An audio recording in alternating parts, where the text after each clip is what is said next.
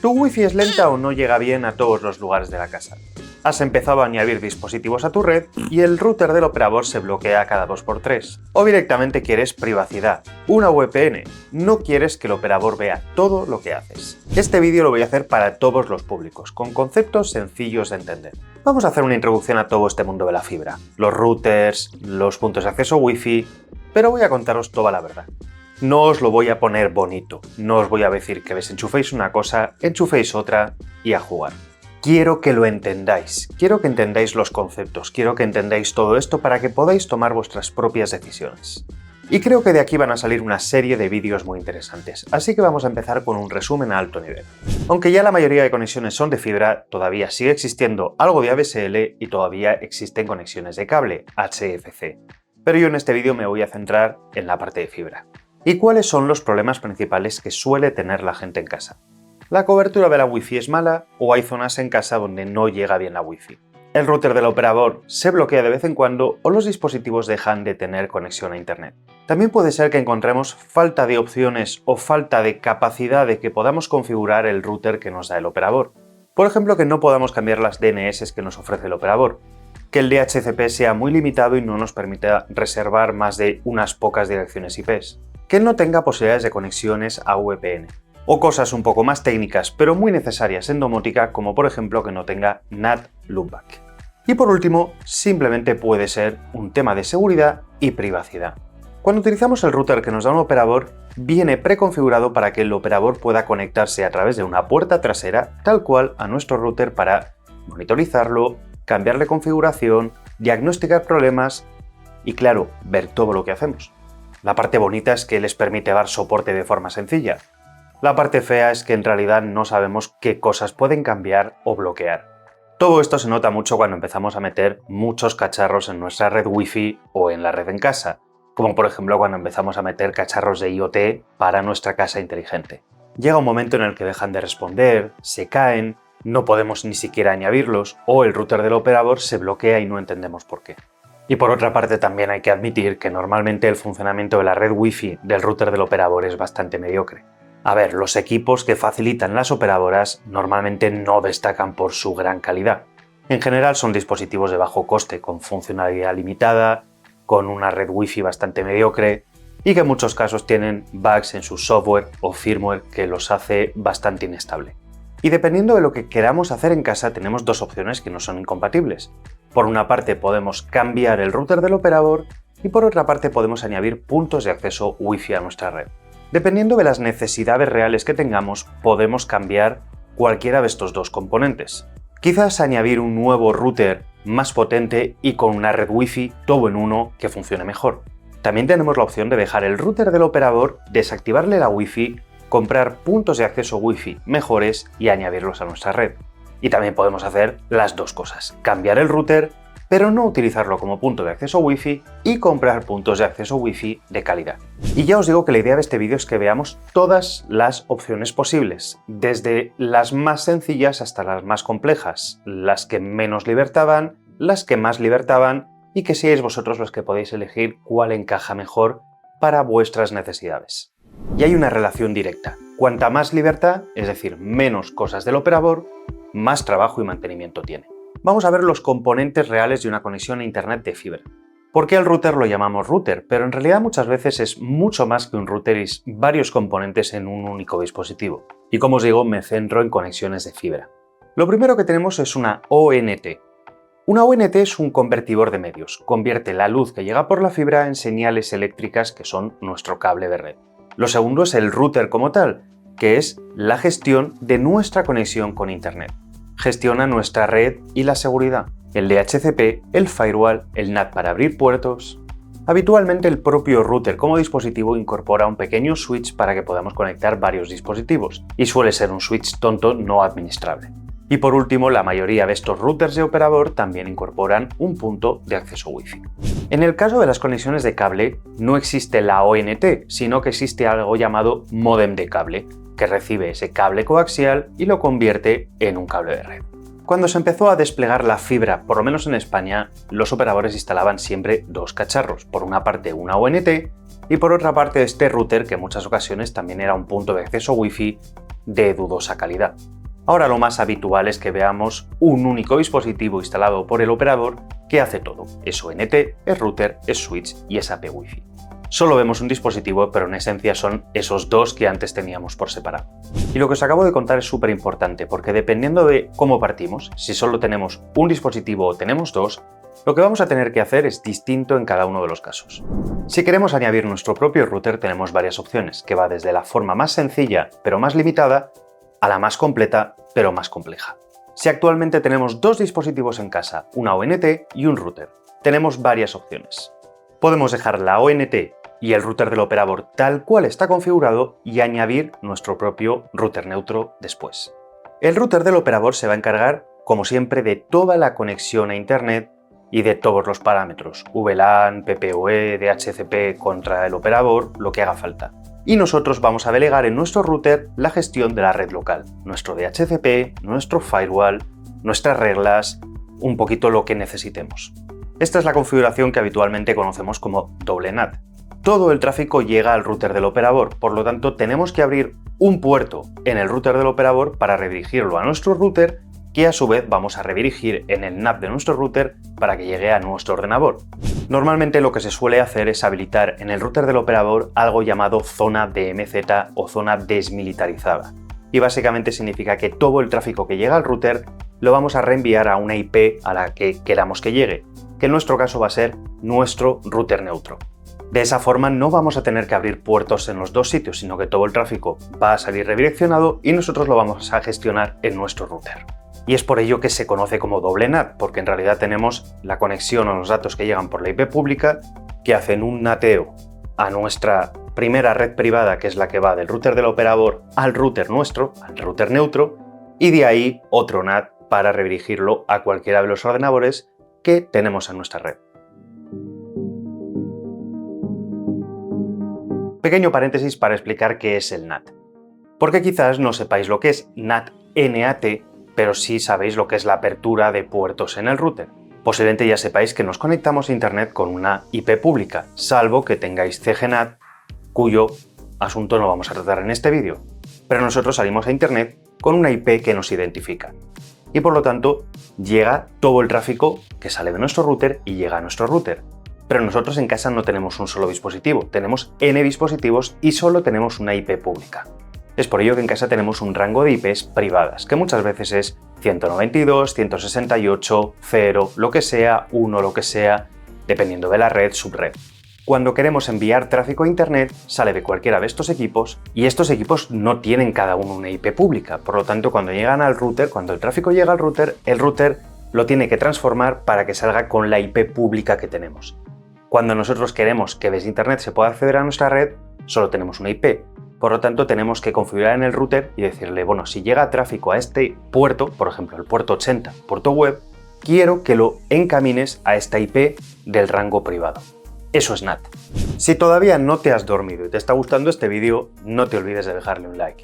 Y si eres nuevo por aquí y te gustan este tipo de contenidos, suscríbete y así cada día seremos un poquito más grandes. ¡Sigamos! La ventaja principal de este tipo de configuración es que no tenemos que tocar absolutamente nada de lo que nos da el operador. Si mañana el operador cambia algo, ellos ajustarán en remoto el router. Si mañana el operador nos cambia el router, todo seguirá funcionando igual. Simplemente tendremos que volver a configurar la zona DMZ a nuestro router neutro. El problema es que es poco eficiente. Para empezar tenemos un doble NAT, pero es la configuración más sencilla, la que menos tiempo lleva de configurar y de crear, y dependiendo de nuestras necesidades puede ser suficiente. Pero tiene un grave problema y es que en realidad no tenemos ninguna flexibilidad. El operador sigue controlando el router principal que se conecta a Internet y sigue teniendo todo el acceso completo a ese router. Y si el router tiene problemas de software y se bloquea cada X tiempo, puede que siga ocurriendo, dado que en realidad gestiona todas las conexiones. En realidad es como que hacemos un poquito dos veces lo mismo, una vez en cada dispositivo, pero como os digo es la forma más sencilla y rápida de poder meter nuestro propio router en una red de operador. Tenemos una segunda opción que es utilizar la ONT que tenemos, el router del operador en modo bridge o monopuesto, que no son idénticos pero se parecen, y luego utilizar nuestro propio router neutro. El router del operador aquí va a gestionar la parte más elemental de los datos que llegan por la fibra. Conceptos como VLAN, multicast, las tablas de routing para toda la televisión o telefonía si la tenemos, que en realidad son configuraciones que pueden llegar a ser bastante complejas si tenemos varios servicios contratados en la fibra. No es lo mismo tener internet a secas que tener internet con teléfono o, lo peor, internet, teléfono y televisión. Si trabajamos en modo monopuesto, el router del operador lo que va a hacer es gestionar por su parte la telefonía y la televisión y nos va a pasar en plano el tráfico de internet para que nosotros lo gestionemos, ya sea con un cliente de PPPoE si utilizamos un operador como Movistar o si utilizamos DHCP con otros operadores, creo que como Orange. Que por cierto, esto es un tema de lo que tendremos que hablar. Cada operador tiene configuraciones distintas, así que esos tutoriales de cambia en 5 minutos el equipamiento de tu operador por este equipamiento no sirven igual para todos los operadores. Algunos son muy flexibles y a otros operadores les cuesta mucho más dar la información. Esta opción tiene algunos puntos negativos. Seguimos teniendo 3 cacharros distintos, la ONT, el router del operador y nuestro router neutro. Y tendremos más si luego añadimos nuestros puntos de acceso Wi-Fi. El operador sigue teniendo acceso, control y monitorización de nuestro router, lo cual es positivo y negativo dependiendo del punto de vista según el cual lo miremos. Y perdemos la flexibilidad de configurar y gestionar el teléfono y la televisión como nosotros queramos. Este tipo de configuraciones en algunos casos puede ser problemático, y así se me ocurre, por ejemplo, si utilizamos la televisión de Movistar, que vamos a hacer que el decodificador funcione perfectamente, va a funcionar la televisión, va a funcionar las películas y la taquilla de Movistar, pero las aplicaciones incluidas que trae como la de DAZN o Netflix o Disney no van a funcionar en este tipo de configuración. Tendremos que utilizarlas aparte del decodificador. Y tenemos la tercera opción, que es la opción más completa, pero más compleja. Básicamente utilizar una ONT y nuestro router neutro. Nos hemos quitado en medio el router del operador. Tendremos que configurar y encargarnos de todo lo que llega a través de la fibra. Tendremos que ser capaces de configurar las VLANs que llegan desde la fibra, las tablas de enrutamiento para la televisión, todos los parámetros de conexión a Internet. Y aquí hay conceptos que muchas veces no son sencillos de entender. Para empezar, VLAN, multicast, IGMP proxy, cliente PPPoE, DHCP client. Todo esto será más o menos complejo dependiendo del operador y los servicios que tengamos contratados, pero como veis es la opción que requiere más conocimiento técnico. La ventaja fundamental es que tenemos menos cacharros y lo configuramos 100% como queramos, tenemos el control absoluto y nadie puede saber lo que estamos haciendo, el operador no puede entrar en nuestro router. Y su problema principal es que estamos solos. No podemos esperar ningún tipo de soporte por parte del operador. Dependiendo del nivel que tengamos, puede hacerse un poquito cuesta arriba. Y por último, si el operador cambia algo en su configuración, nos toca ir a remolque. Pero eso sí, la red la hacemos 100% a nuestro gusto.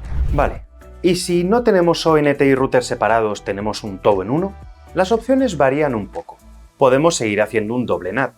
Podemos seguir haciendo una configuración monopuesto, bridge o semi-bridge dependiendo del router de operador que tengamos y de las opciones que nos dé. Pero no tenemos ONT. Así que si queremos hacer la tercera opción, tendremos que comprar una ONT porque el operador no nos la va a dar. Tiempo tendremos de hablar de ONTs, que son como estos cacharritos, más grandes o más pequeños, de los tipos que hay, de las opciones que hay y de las cosas que debéis saber. ¿Y qué opción es mejor? Pues aquí en realidad no hay ni mejor ni peor. La mejor opción es aquella con la que os sintáis más cómodos. De nada sirve que queráis comprar vuestra ONT, quitar el router del operador y montar vuestro router neutro. Si no tenéis ni idea, ni queréis ni podéis aprender conceptos de VLAN, multicast, IGMP, conexiones PPPoE, firewall, DHCP, porque por ejemplo no tenéis tiempo libre, tenéis contratada la televisión de Movistar y lo único que os gusta por las noches es sentaros a ver una serie o una película y los fines de semana ver el fútbol. Todo lo bueno que aporta esta solución no será nada al lado del sufrimiento que tendréis por ver que vuestra televisión no funciona como debería. ¿Me entendéis, verdad? En esta serie de vídeos vamos a ir viendo cada una de las opciones para que podáis ver cuál encaja mejor con vuestras necesidades y hasta dónde queréis llegar en el aprendizaje. Pero como os decía al principio del vídeo, vengo a deciros la verdad, no vengo a deciros que compréis una ONT y un router y lo cambiéis directamente sin entender ningún concepto, sin entender nada, porque cuando luego os fallen las cosas no vais a saber ni por dónde empezar. No vais a saber ni cómo pedir ayuda. Oye Carlos, pero no has mencionado nada de la Wi-Fi. Lo sé y lo he hecho a propósito. Se suele tender a mezclar conceptos. Me llegan muchos comentarios y preguntas que vienen a decir: oye Carlos, me va mal internet y se me bloquea el router. ¿Cómo mejoro la Wi-Fi? Mezclar esos conceptos es peligroso porque podemos hacer inversiones en productos que no solucionen el problema. Me voy a lo más extremo, pero nos podemos gastar 1000 euros en comprar varios puntos de acceso Unify Enterprise para casa, montarlos, tener la mejor red Wi-Fi del mercado y después darnos cuenta que el router del operador se sigue bloqueando porque su problema es el servidor de DHCP y el exceso de clientes. Normalmente cuando superan los 25-30 dispositivos empiezan a fallar y hoy en día tenemos muchas cosas conectadas en casa. Así que introducimos una nueva variable. Si nuestro problema es de Wi-Fi, de alcance Wi-Fi, de velocidad Wi-Fi y no tenemos problemas con el router del operador, simplemente podemos dejar el router del operador, apagar su Wi-Fi integrada y comprar un buen sistema Wi-Fi. Quizás un sistema mesh. No nos tenemos que ir a nada extremadamente profesional. Hay buenos sistemas más básicos como TP-Link Deco, que tiene sus cosas buenas y malas, pero que es muy fácil de utilizar, o podemos irnos a un punto de acceso muy potente como este de Asus, que pesa mucho, os lo garantizo, o podemos irnos a muchos tipos de opciones. Estos sistemas Wi-Fi Mesh muchas veces llevan una componente de router en su propio sistema. Por lo tanto, gestionan todo el DHCP, todo el firewall, incluso el NAT de todo lo que les conectamos. Liberamos muchísimo de carga al router del operador y por lo tanto deja de estar sobrecargado y deja de fallar. Lo malo de ese tipo de sistemas como el de TP-Link Deco o los Google Wi-Fi o muchos de estos sistemas Mesh es que volvemos a tener un doble NAT y hay mucha gente que tiene ese problema de no entender por qué tiene, por ejemplo, su servidor con Home Assistant conectado al router del operador y no llega a ver dispositivos que tienen la Wi-Fi. Todo esto es debido a ese doble NAT y no os preocupéis que hablaremos de ello en un vídeo específico. También tenemos la opción de montar nuestro propio router que además tenga un punto de acceso Wi-Fi incorporado. Hay marcas como Fritz que tienen unos dispositivos que están muy bien. Este mismo Asus que os he enseñado es un dispositivo perfecto con una potencia enorme y que dependiendo del tamaño de vuestra casa, de dónde esté localizado el router y de muchas variables, puede que sea más que suficiente. Y si necesitamos más potencia, podemos montar nuestro propio router y un sistema Wi-Fi independiente. Como veis, una cosa no modifica la otra. Router y puntos de acceso Wi-Fi van por separado. La elección de uno no tiene por qué interferir en la elección del otro. Visto todo lo que os he contado, puede parecer que lo mejor es dejar el router del operador y simplemente adquirir un buen sistema Wi-Fi para nuestra casa. Desde luego es lo más sencillo para evitar dolores de cabeza, pero sí que tiene inconvenientes y algunos de ellos merece mencionarlos. Por ejemplo, hay routers como los de Orange, los Lightbox, que no permiten cambiar las DNS. Los DNS que vienen son aquellos que nos da Orange. Orange dice que es para garantizar la calidad del servicio, pero en realidad hay muchas más cosas que Orange puede hacer, bloquear y manejar a su antojo cuando no nos deja cambiar los DNS. ¿Y qué es un DNS? El concepto de dominio, por ejemplo google.es, en realidad en Internet no sirve para absolutamente nada. Las conexiones entre servidores se realizan utilizando direcciones IP. Un DNS es un servicio que básicamente convierte un nombre de dominio en una IP. Y su funcionamiento es sencillo. Vas a un DNS y le dices ¿cuál es la IP de google.es? Te da la IP y te conectas a esa IP. Así que si un operador no te permite cambiar los DNS, mañana simplemente si quiere bloquearte el acceso a una web, lo que hace es no devolverte una IP para ese dominio. Pero si mañana, por ejemplo, quiere enviarte a un servidor que no sea legítimo, también puede hacerlo. Así que a lo mejor tú quieres entrar en tu correo, pero te devuelve la IP de una página que parece Gmail y no lo es. Sí, es posible cambiar el DNS en cada uno de los equipos que tenemos en casa, pero como entenderéis no es nada cómodo. Ah, y esto también es importante. Cada vez que hacemos una petición a un DNS o un operador, se guarda un registro. Existen servicios de DNS anónimos, transparentes y que incluso algunos ofrecen protecciones contra páginas de malware o protección parental contra páginas para adultos, muchas cosas muy interesantes. Pero es que también podemos montar nuestro propio DNS o servicio de DNS en casa como P-Hole o AdGuard para bloquear todo este tipo de tráfico, incluso bloquear la publicidad. Pero si no podemos cambiarlo en el router, estamos muy limitados. Volviendo a lo anterior, lo más óptimo es montar nuestra ONT y nuestro propio router y quitarnos todo lo que nos da el operador. Si acaso utilizar la ONT que nos dio el operador, si es así. Pero es lo más complejo. Si no sabes configurar bien un firewall, puede que abras un boquete enorme desde Internet a tu casa. Si no sabes qué ONT montar, puede que compres una ONT que no sea compatible con tu conexión Wi-Fi. También hablaremos de esto, no os preocupéis. Si tienes un servicio de televisión contratado, su configuración no suele ser nada sencilla, así que tienes que estar dispuesto a empollar. Pero también os digo que si tenéis el nivel de conocimiento técnico suficiente o ganas de aprender, es la mejor opción de todas. Hasta ahora yo utilizaba un router de MikroTik. Es un router profesional, llevo muchos años con él, es una marca muy profesional, pero muy compleja, requiere, la verdad es que bastante estudio. Por ganas, por tiempo, porque me apetecía, estoy haciendo una migración a OPNsense, que es un router open source que se instala en un mini PC, se puede virtualizar y funciona muy bien. No os preocupéis porque uno de los vídeos que quiero hacer es específico sobre OPNsense y la configuración en mi casa.